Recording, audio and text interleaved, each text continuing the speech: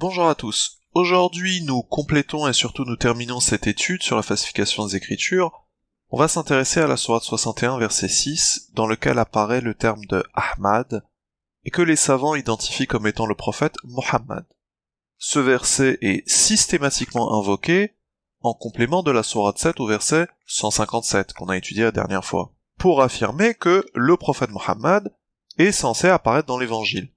Mais comme personne n'a trouvé son nom, les savants ont donc conclu que les chrétiens avaient altéré leurs écritures. Alors, effectivement, il y a une ressemblance frappante entre Ahmad et Mohammed, c'est la même racine, ça s'entend facilement, et pourtant, mon but aujourd'hui va être de vous démontrer que Ahmad n'est pas le prophète Mohammed. On va commencer par lire la ayat, le verset, sourate 61, verset 6, et quand Jésus, fils de Marie, dit « Ô enfants d'Israël, je suis le messager de Dieu vers vous, confirmant ce qui est antérieur à moi, la Torah, et annonciateur birasoulin d'un messager qui viendra après moi, Smoho Ahmad, dont le titre est Ahmad. Falamma ja'ahum, lorsqu'il vint à eux avec les preuves, ils dirent « Ceci est une magie ou une tromperie manifeste. » Alors, tous les mots que nous venons de prononcer en arabe sont des termes qui vont nous servir pour la démonstration.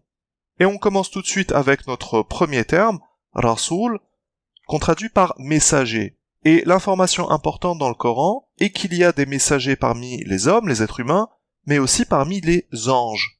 Sourate 35, verset 1, louange à Dieu qui a fait des anges des messagers. Sourate 22, verset 75. Dieu choisit des messagers parmi les anges et parmi les humains. Donc avec cette information, il se profile une nouvelle option, une nouvelle possibilité. Ahmad peut très bien désigner un ange. Ensuite, il y a le segment Falamma ja'ahum, lorsqu'il vint à eux, avec les preuves. Alors, pourquoi cette formulation est-elle problématique ici? Eh bien, parce que si vraiment Mohammed était Ahmad, alors logiquement le Coran aurait dû dire « lorsque tu vins à eux avec les preuves ».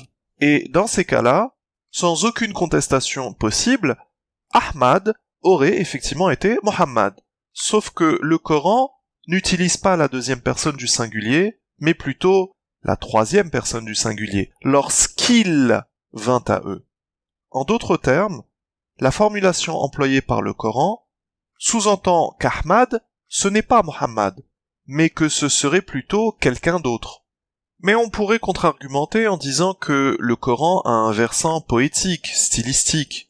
Il est donc tout à fait possible que, pour le style, Dieu ait préféré utiliser la troisième personne du singulier pour parler du prophète, plutôt que la deuxième personne du singulier. C'est une possibilité. Mais dans ces cas-là, ça signifierait que le style aurait été favorisé au détriment du sens, de la clarté du texte. Chacun jugera ce qu'il en pense, mais à titre personnel, ça ne passe pas du tout pour moi. Et surtout parce que, d'habitude dans le Coran, Dieu tutoie le prophète Mohammed. Raison pour laquelle cette formulation a retenu mon attention ici. On continue avec le terme « ism », qui ne signifie pas seulement le nom, mais qui peut aussi signifier le titre. Et d'ailleurs, c'est comme ça qu'on est censé le traduire dans un verset où apparaît le terme Mashiach en hébreu et qui devient Masih en arabe. Dans la sourate 3 au verset 45, il est dit Smoho al-Masih, Isa ibn Maryam.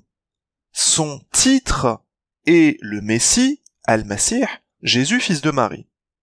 Donc, le Coran, grâce à cette utilisation, nous permet de comprendre le terme de Ahmad, non pas seulement comme un nom, mais possiblement comme un titre, ou encore un surnom. Alors, pour étoffer un petit peu sur ce terme de Mashiach en hébreu, ça désigne un personnage qui a reçu l'onction, c'est-à-dire qui a reçu de l'huile sur sa tête de la part d'un prophète. Et les deux personnages qui reçoivent cette huile en Israël, c'est le grand prêtre et aussi le roi d'Israël. Et on va justement prendre en exemple le roi David. Psaume 89, verset 21. « J'ai trouvé David, mon serviteur, je l'ai oint de mon huile sainte. Et dans le livre de Samuel, le premier, chapitre 16, verset 13, Samuel prit la corne d'huile, alors Samuel c'est le prophète, Shemuel prit la corne d'huile, et l'oignit au milieu de ses frères. L'esprit de l'Éternel saisit David à partir de ce jour et dans la suite. Donc vous voyez bien que le terme de Masih ne peut pas être compris comme étant un prénom, mais bien un titre. Et donc Ahmad peut tout autant être compris comme étant un titre ou un surnom.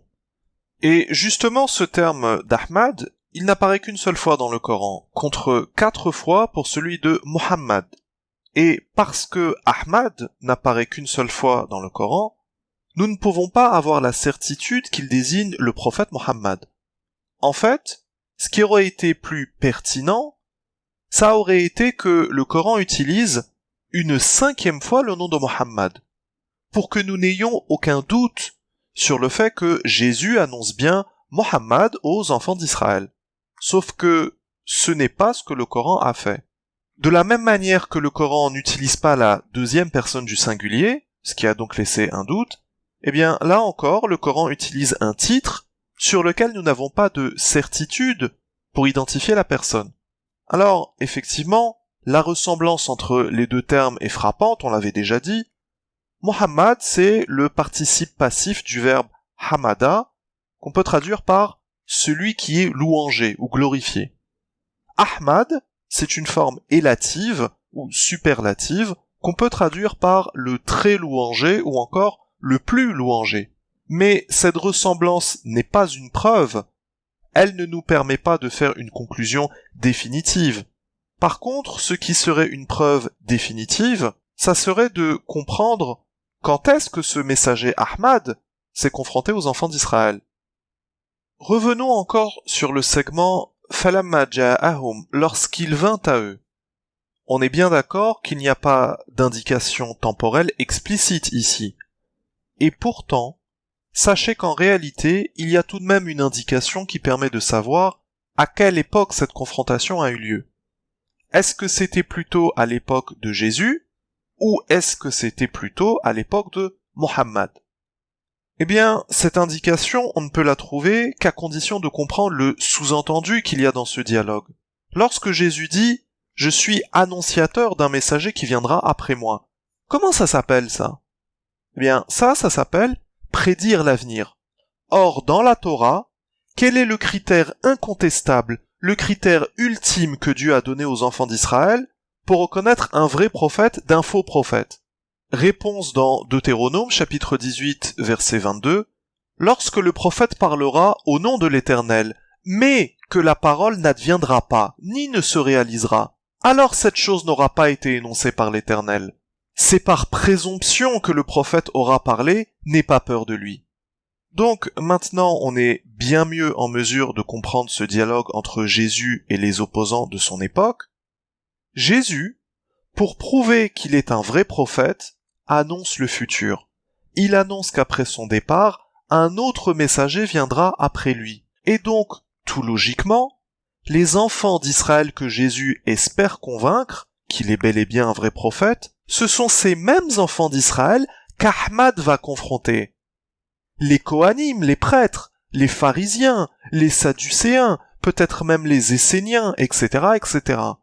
Sauf que, mauvaise nouvelle, malgré le fait que Jésus ait prédit l'avenir, lorsque Ahmad s'est présenté devant ces mêmes enfants d'Israël que Jésus voulait convaincre, ils l'ont tout de même rejeté. « Hādhā sihrun mubīn » Ceci est une magie ou une tromperie manifeste. Donc, vous voyez que notre indication temporelle, nous l'avons en réalité, même si elle n'apparaît pas explicitement, à condition de bien comprendre le contexte et de bien comprendre l'enjeu des paroles de Jésus. L'annonce d'Ahmad devait servir à Jésus de preuve en tant que vrai prophète aux enfants d'Israël.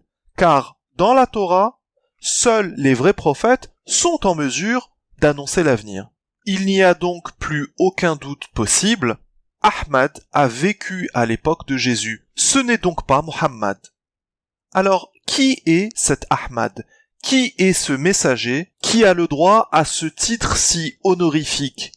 Eh bien, puisque c'est Jésus qui en parle, il faut aller regarder dans l'Injil. Et là-bas, on découvre qu'Ahmad, c'est tout simplement le Saint-Esprit. C'est à lui que revient le superlatif d'Ahmad. C'est lui le messager le plus glorieux ou le plus louangé. Rappelez-vous ce qu'on avait dit au début. Dans le Coran, les anges peuvent être des messagers.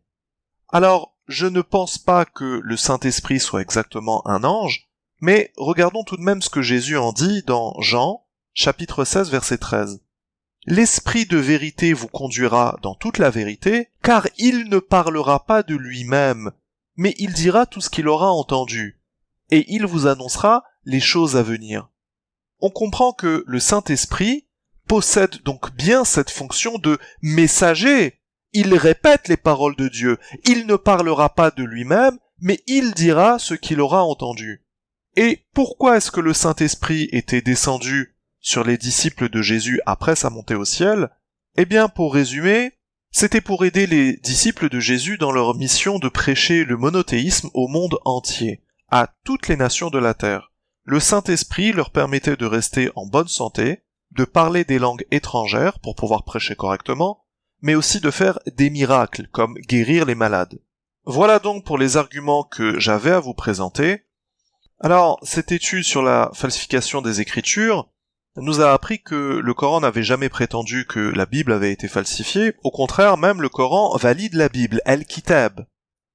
On a aussi appris que le prophète Mohammed n'était pas illettré, et non, son nom n'était pas censé apparaître dans la Torah et l'Évangile. Et aujourd'hui, on a appris, si j'ai été convaincant, qu'Ahmad, malgré la ressemblance, ne désignait pas Mohammed, mais qu'il s'agissait plutôt du Saint-Esprit. Nous avons donc, une fois de plus, montré toute l'opposition qu'il y avait entre le discours de l'islam sunnite, ou de l'islam califal, et le discours du Coran. Les deux n'ont absolument rien à voir. Ils ne disent pas la même chose. Cette étude est maintenant terminée. Ce fut un véritable plaisir. Merci de votre attention. Salam.